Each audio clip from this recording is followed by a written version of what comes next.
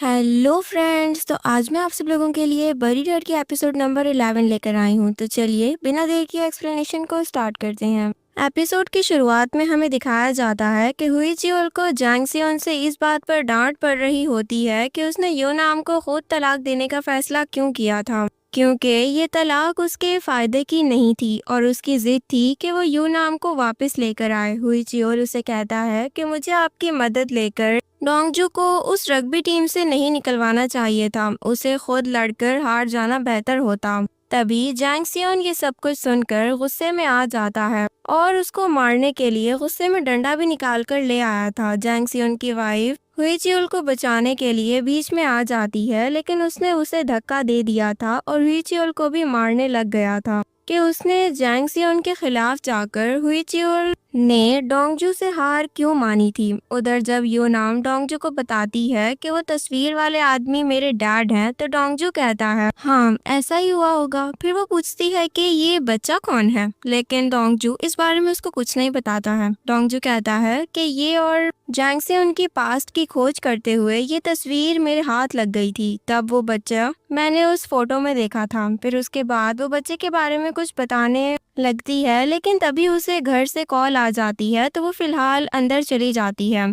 तब डोंगजू को याद आता है कि यो नाम ने उस रात डोंगजू और अंगनिस के कत्ल के सबूत वाली फोटोज देखकर उसे ये बात बताई थी कि उसने जैंग सियोन को ये फोटोज भेजकर तलाक की डिमांड की थी, क्योंकि वो उसके बाद हॉस्पिटल में रहकर डोंगजू की देखभाल करना चाहती थी। लेकिन खतरे के बावजूद कोई और चारा नहीं था, जो सुनकर डोंगजू ने उसे हक कर लिया था। डोंगजू ये सब कुछ याद कर रहा होता है कि तभी यो नाम की ये बात उसके कानों में गूंजने लगती है कि ये तस्वीर वाले आदमी उसके डैड हैं। अंदर सभी लोग उसे फिर से हुई चियोल के घर चले जाने के लिए मना रहे होते हैं, तो यो नाम उन्हें कह देती है कि वो इस शादी के बदले में मिले सारे शेयर्स लौटा देगी, बस इस तलाक को अब होने से ना रोका जाए। इधर सेक्रेटरी गोंग अपने रूम में आ जाती हैं। तभी वहाँ पर डोंगजू पहले से ही बैठा हुआ होता है। वो उसे सुई ह्यून की वही फोटोज भेजकर कहता है कि मुझे सियोनहुन मिल चुका है, जिसे आप जानती हैं। वो उस फोटो को देखकर कहती हैं कि इसके कपड़ों पर लगा हुआ डिसान ग्रुप का बैज चीफ सोनहू ने लगाया था। यहाँ पर दिखाया जाता है कि जब सोनहू ने उसे वो बैज लगाया था, तब सेक्रेटरी भी वही थी और सियोनह्यून काफी ज्यादा खुश हो गया था। डोंगजू तब कहता है कि चेयरमैन भी सियोनह्यून को जानते हैं, लेकिन आप कहती रही कि आप नहीं जानती, तो फिर चलिए इस बात को हमारे बीच एक राज ही रख लेते हैं कि वो सियोनह्यून मैं हूँ। सेक्रेटरी गोंग उसे ये बात राज रखने का वादा कर लेती हैं। फिर उसके बाद उसे सोनहू की तरफ से सियोनह्यून के लिए छोड़ा हुआ एक गिफ्ट भी दे देती हैं, जो वो हादसे से पहले उन्हें देना चाहते थे। तभी डोंगजू उस गिफ्ट को ले लेता है, तो वो उसे कहती हैं कि यो नाम से दूर हो जाओ। इस पर डोंगजू कहता है कि आपने और मिस डोकोई ने सियोनह्यून को मरवा कर उससे पीछा तो छुड़वा लिया था, लेकिन अब वही लड़का डोंगजू बनकर वापस लौट आया है। मेरा बाप कौन था, मेरी माँ कहाँ है और उसके साथ क्या हुआ है, और इन सब लोगों ने मेरे साथ क्या किया है, मैं इन सबको सामने खड़ा करके सारा सच उगलवा लूंगा। लेकिन सिर्फ यो नाम की खातिर ही ऐसा नहीं कर रहा। अगर आप मेरा मामला बिगड़ने से रोकना चाहती हैं, तो प्लीज अपने वादे को तोड़िएगा मत। ये बोलकर वो वहाँ से चला जाता है और फिर बाहर गाड़ी में बैठकर उस गिफ्ट में रखी हुई एक बुक और ड्राइंग को देखने लग जाता है, जो कि उन्होंने उसी के लिए बनाई थी और उसमें लिखा हुआ था कि मैं तुम्हें तुम्हारी कहीं सारी बुक्स दिला दूंगा। उसके बाद ये देखकर वो रोने लग जाता है कि उससे उसके रिलेटिव्स छीन लिए गए, और फिर वो उस ड्राइंग को फाड़कर कहता है कि हमारा साथ बस यहीं तक था। सियोनह्यून अकेला भी अब ठीक है, अब आपको उसकी फिक्र करने की कोई भी जरूरत नहीं है। फिर वो फोटो में अपनी माँ को देखकर कहता है कि मैं आपको नहीं ढूंढने वाला। कुछ देर बाद यो नाम वापस कार में आकर बैठ जाती है और डोंगजू को बताती है कि मेरे और चेयरमैन के लिए वो शादी सिर्फ एक सौदे की तरह थी, बस एक सौदे की तरह ही उन्हें तलाक पर भी राजी कर लिया। ये कहकर फिर से वो उसे उस बच्चे के बारे में बताती है कि मुझे याद है कि डैड एक बार हमारे घर एक बच्चे को लेकर आए थे। बचपन में डैड से कहानी सुने बिना मैं सोती ही नहीं थी। एक रात डैड घर पर नहीं लौटे थे और मॉम ने भी मुझे कहानी नहीं सुनाई थी, तो मैं उस रात बहुत ही ज्यादा रोई थी। उसी रात मैंने अपनी मॉम को सेक्रेटरी गोंग से कहते हुए सुन लिया था कि एल्डू ने मेरे हस्बैंड, उस बच्चे की माँ और बच्चे की गाड़ी को ठोक दिया है।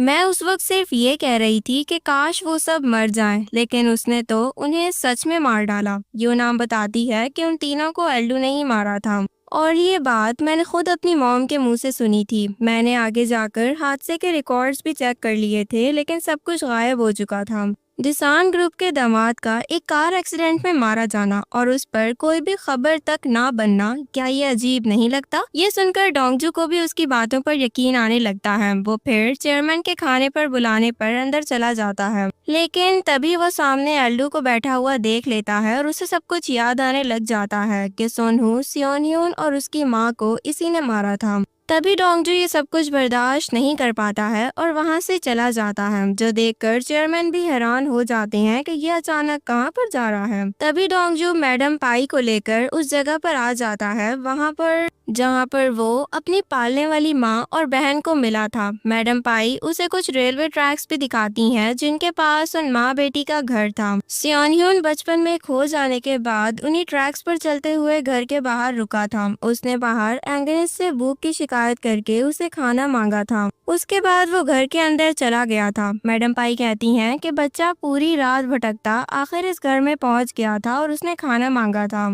वो औरत यूगिन जहर खाकर अपनी जान लेने वाली थी और घर के बाहर बैठी हुई उसकी बच्ची योंजू इस डर से अंदर नहीं जा रही थी कि उसे अपनी माँ की लाश देखने को मिल जाएगी, लेकिन तुम उसे अपने साथ अंदर ले गए थे और दोनों बच्चों ने भूख से शोर मचाना शुरू कर दिया था। तब उसको होश आ गया था और उसके बाद वो उन दोनों बच्चों को खाना खिलाने के लिए ले गई थी। यहाँ पर दिखाया जाता है कि जब ये लोग खाना खा रहे थे तभी उस बच्चे को अपना नाम सियोनह्यून के अलावा और कुछ भी याद नहीं था। योंजू ने उसका नाम बदलकर डोंगजू रख दिया था, क्योंकि उसकी ख्वाहिश थी कि अगर उसका कोई भाई हुआ तो उसका नाम भी डोंगजू ही हो जाएगा। तभी उसी औरत युगिन ने उसे उसकी माँ के बारे में पूछा था, तो उसने उसी की तरफ इशारा करके उसे अपनी मॉम कहकर पुकारा था, जिस पर वो मुस्कुराई भी थी। अब डोंगजू अपनी हैकर फ्रेंड और वानबे के साथ मिलकर उन ऑनलाइन आर्टिकल्स का पता लगवाता है जो कि उस साल सेम कार एक्सीडेंट से जुड़े हुए हों, लेकिन उन्हें कुछ भी नहीं मिलता है। इसीलिए वो वानबे से कहता है कि वो उन सारे पुराने अखबारों का पता करवाए जिसमें उन हादसे का कुछ पता चल सके। उधर रात को एल्डू जैंगसियन के घर पर आता है,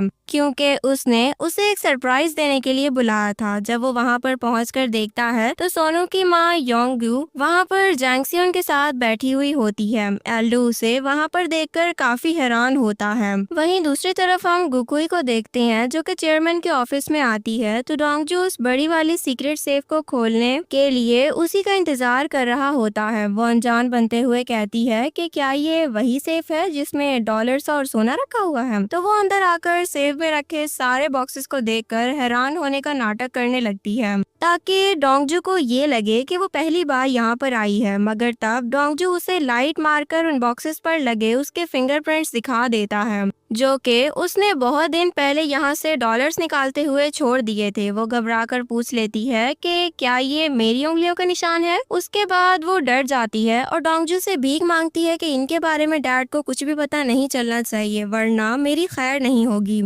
इस बात पर डोंगजू अपनी शर्त पे उसका राज छुपाए रखने के लिए राजी हो जाता है। अगले दिन चेयरमैन चाह सारी फैमिली को इकट्ठा करके उन्हें बता देते हैं कि जो लड़का उस दिन मुझे घर छोड़कर गया था वो मेरा सगा बेटा था। तभी ये सुनकर सब लोग हैरान हो जाते हैं। डोंगजू कहता है कि चेयरमैन उस लड़के की माँ से शादी करके उसे अपना बेटा बनाना चाहते हैं। उनकी शादी और बाकी सब कुछ मैं देख लूंगा और आप सबको यही बात बताने के लिए यहाँ पर बुलाया गया है। तो डोकोई बोलती है कि गोकोई और मैं अपने अलावा किसी और को भी अपनी फैमिली में नहीं मानेंगे। मगर गोकोई तब उल्टा बोल देती है कि वो अपनी सौतेली माँ और भाई को अपने डैड की खुशी की खातिर कबूल करने के लिए तैयार है। तभी ये सुनकर डोकोई हैरान हो जाती है। दरअसल डोंगजू ने ही गोकोई को ब्लैकमेल किया था और उससे ये सब कुछ कहलवाया था। उसके अलावा डोंगजू ने एल्डो को भी ब्लैकमेल किया था, क्योंकि उसे अपना कातिल होने के नाम पर उसे अपनी मर्जी का काम वो करवा रहा था। एल्डो भी इसी वजह से शादी के हक में अपनी राय दे देता है, जो सुनकर डोकुई को बहुत गुस्सा आ जाता है और वो चिल्लाते हुए वहाँ से भाग जाती है। योनाम ने भी ये शर्त रखी थी कि वो डिसान के शेयर्स उसी के पास रहने दें और इसके बदले में वो उसकी शादी के हक में हो जाएगी। चेयरमैन अब डोंगजू की तरफ देखने लगते हैं, जिसने किसी तरीके से सारी फैमिली वालों को इस रिश्ते के लिए राजी कर लिया था। उसके बाद नेक्स्ट सीन में डोकुई अपने रूम में आती है तो वो काफी गुस्से में होती है। वो कहती है कि मैं भला उन दोनों को अपनी फैमिली में कैसे आने दे सकती हूँ। उसके बाद वो ड्रिंक करने लग जाती है तो सेक्रेटरी गोंग आकर उसे रोकती है और खामोशी का इशारा कर देती है। उसके बाद में डोंगजू जैंगसियोन के घर पर जाता है तो वहाँ पर उस वक्त उसकी वाइफ होती है। वो जैंगसियोन के आने तक उसे अपने साथ बिठा लेती है और इस बात पर अफसोस करती है कि उनकी बनाई हुई कुकीज खाने की वजह से ही डोंगजू की तबीयत खराब हो गई थी और उसी के साथ साथ उसका ख्याल रखने के लिए ही योनाम ने उसके भतीजे से तलाक भी मांग ली थी। उन्हें पहले इस सब में अपना कसूर नजर आता था, लेकिन डोंगजू को इस तरह सही सलामत देखकर वो काफी खुश हो गई थी। तभी डोंगजू चाय पीते हुए सामने दहलीज को देखकर याद करता है कि यहाँ पर बैठे उसकी माँ ने उसकी फोटो खींची थी और वो उस वक्त इन्हीं की गोद में बैठा हुआ था। उसकी माँ ने फोटोज बनाकर उनका शुक्रिया अदा किया था कि उन्होंने कुछ दिन तक इसे अपने घर में नहीं रखा। साथ ही उन्होंने ये भी कहा था कि उन्हें सियोनियन से काफी ज्यादा लगाव हो गया है, अब उसे यहाँ से जाने वो नहीं देना चाहती हैं। उन्हें सियोंगियन से भी ये बात कह दी थी कि जब ये फोटोज डेवलप हो जाएंगी तो उसे वो वापस लेने के लिए आ जाए।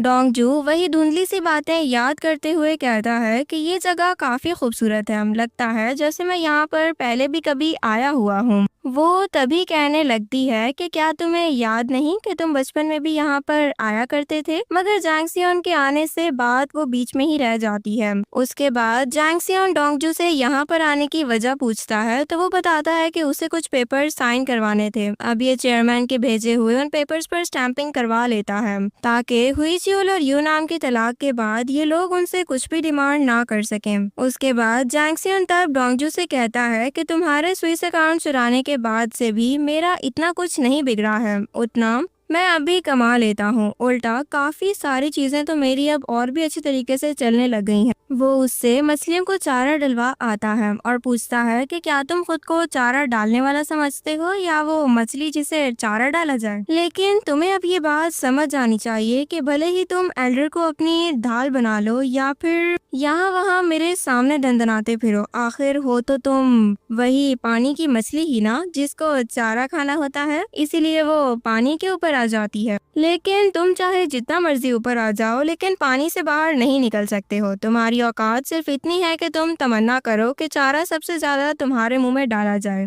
इसी के साथ साथ वो 2 खरब मैं तुम्हें देने के लिए भी तैयार हूँ, उन्हें समेटो और कोरिया छोड़कर यहाँ से हमेशा के लिए चले जाओ। इस पर डोंगजू कहता है कि वो 2 खरब तो मेरे ही हैं, उन्हें लेकर अगर मुझे कहीं और जाना होगा तो पहले मैं आपको खत्म करके ही जाऊंगा। क्या आपको मरने की इतनी जल्दी है? तभी जैंगसियोन कहता है कि तुम अगर और देर मेरे सामने रहोगे तो मैं तुम्हारी जिंदगी जहन्नुम बना दूंगा। तभी डोंगजू कहता है कि आप तो मेरे बारे में फिर ये भी जानते होंगे ना कि मैं पहले ही कई बार उस जहन्नुम से गुजर कर आया हूँ। और सबसे जरूरी बात तो मैं आपको बताना ही भूल गया कि अब चारा डालने वाला डोंगजू है और चारा खाने के लिए मुंह खोलकर इंतजार करने वाले अब आप हैं। आपको अब होश में आ जाना चाहिए। तभी गुहू जैंगसियोन के लिए शराब लेकर आता है तो डोंगजू कह देता है कि आपके बूंद बूंद को तरसने के भी दिन आ जाएंगे। ये बोलकर डोंगजू वहाँ से चला जाता है। तभी जैंगसियोन कहता है कि ये कमीना अपने बाप से भी ज्यादा चालाक है, इसे मरना ही होगा। और उधर हम देखते हैं कि सोनू और उसकी मॉम चेयरमैन के ऑफिस में बैठे हुए होते हैं। चेयरमैन सोनू को बता रहे होते हैं कि डोंगजू अब कंपनी में फिट होने के लिए तुम्हें सब कुछ ही समझा देगा, तुम्हें अब मेहनत करनी होगी। वो दोनों उनकी बात सुनकर वहाँ से चले जाते हैं। तो डोंगजू उन्हें भी वो पेपर्स दिखाता है जो वो जैंगसियोन के घर से स्टैम्प करवा कर ले आया था। चेयरमैन तब उसे कहते हैं कि मेरी शादी के बाद अब तुम भी योनाम से शादी कर लेना। मेरा बेटा सोनू जब तक दिसान को चलाने के काबिल नहीं हो जाता तुम योनाम से शादी करके यहाँ पर उसका और उसकी मॉम का ख्याल रखोगे। उधर हम सोनू की मॉम और सोनू को देखते हैं। सोनू की मॉम भी अब सोनू को दिसान से निकलते हुए देखकर खुश होते हुए कहती हैं कि अब से दिसान तुम्हारी है, जिस पर वो भी मुस्कुराने लग जाता है। उधर हम वानबे को देखते हैं जो कि डोंगजू को एक पुराना अखबार लाकर दिखाता है जिसमें उस कार हादसे का जिक्र होता है। उसमें ये बात होती है कि एक ट्रक दो कार्स को टक्कर मारकर वहां से फरार हो गया था। 3 लोग मारे गए थे जबकि एक बहुत ज्यादा जख्मी हो गया था। तभी डोंगजू कहता है कि हादसे में ज्यादा जख्मी होकर बच जाने वाला जरूर एल्डो ही होगा। उधर डोकुई एल्डो से नाराज होकर कहती है कि मैं जानती हूँ कि अगर तुम डैड की शादी के खिलाफ भी बोलते तो कुछ भी नहीं होता, लेकिन बस अब डैड को और बुरा मत लगने देना। ये बोलकर वो वहाँ से चली जाती है और तब एल्डो को याद आता है कि जब वो जंगसियोन के घर पर गया था और वहाँ पर उसने यांगजू को देखा था, तब उसने बोला था कि मुझे डर था कि सोनू अपने से उम्र में इतने बड़े फैमिली मेंबर में कैसे घुल मिल पाएगा, लेकिन आपसे मिलकर मुझे कुछ तसल्ली हो गई है। दरअसल जंगसियोन ने ही एल्डो को ये बात बताई थी कि उन्होंने यांगजू के जरिए उसके बेटे सोनू को भी अपनी तरफ कर लिया है। अब देसन ग्रुप सोनू के हाथों में जाकर भी इन्हीं की हो जाएगी। ये बात याद करके एल्डो सोच रहा होता है कि तब उसे सियोंग की कॉल आने लग जाती है जो कि उसको मिलने के लिए बुलाता है। इधर डोंगजू के सोते हुए फिर से कुछ सपने आने लग जाते हैं जो कि उसके पास से जुड़े हुए होते हैं और वो उसे डरा रहे होते हैं। जागते हुए वो उनकी खोज लगाने के लिए डॉक्टर एलियन को फोन करता है ताकि उनके जरिए वो उनके बारे में पता लगा सके। फिर वो एलियन से मिलने उसके घर पर चला जाता है। इधर सियोंग एल्डो से कह रहा होता है कि ड्योकुई को मेरी तरफ से सॉरी बोल देना, मैंने उसका फोन पर भूलकर वो सारी फोटोज भेज दी थी जिसमें ग्योंगवॉन उनका बेटा है। उस दिन तो वो कार हादसा हुआ था, जरूर उसे वो देखकर काफी तकलीफ हुई होगी। वहाँ पर डोंगजू हाइप्नोसिस के जरिए अपने पास्ट में झांकता है और बताता है कि उसे एक बच्चा रोता हुआ नजर आ रहा है क्योंकि वो गाड़ी चलाना चाहता था लेकिन वह ऐसा कर नहीं पा रहा था। तभी डोंगजू अचानक से जाग जाता है।